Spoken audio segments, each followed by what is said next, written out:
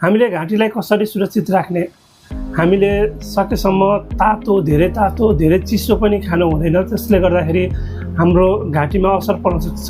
हाम्रो धुम्रपान मद्यपान गर्ने बानी छ भने त्यसलाई आजदेखि त हटाउनु पर्दछ, जसले गर्दाखेरि धुम्रपान मद्यपानले हाम्रो घाँटीमा नराम्रा खालका असरहरू पर्दछन्। तत्कालीन रूपमा असर नदेखिन सक्छ, त्यसले दीर्घकालीन रूपमा क्यान्सर जस्ता विभिन्न खाले प्राणघातक रोगहरू लाग्न सक्छ। त्यसैले त्यस्ता कुराहरूबाट जोगिनुपर्छ। धेरै धुलो धुवाँबाट जोग्यौँ र आवश्यक पर्दाखेरि मास्कको प्रयोग गरौँ र घाँटीलाई सुक्खा नराखौँ। सुक्खा राख्दाखेरि घाँटीमा धेरै खालको असरहरू सङ्क्रमणहरू हुनसक्छ।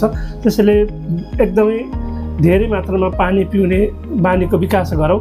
सँगसँगै धेरै लामो समयसम्म बोल्ने र चर्को आवाज निकालेर बोल्ने बानी छ भने पनि त्यसलाई कम गर्दै र बेला बेलामा आराम गर्दै रेस्ट गर्दै त्यसरी बोल्दाखेरि हाम्रो घाँटीले पनि आराम पाउँछ र घाँटीमा हुने सङ्क्रमणहरूबाट पनि हामी बच्न सक्दछौँ। त्यसैले हामीले प्रशस्त मात्रामा भिटामिनयुक्त खानेकुराहरू, फलफुल र हरियो सागसब्जीहरू खाने, जसले गर्दाखेरि हाम्रो शरीरलाई पनि फाइदा हुन्छ, सँगसँगै घाँटीलाई पनि एकदमै राम्रो गर्दछ। त्यसैले आजैदेखि आफू र आफ्नो स्वास्थ्यको ख्याल गरौँ। Thank you.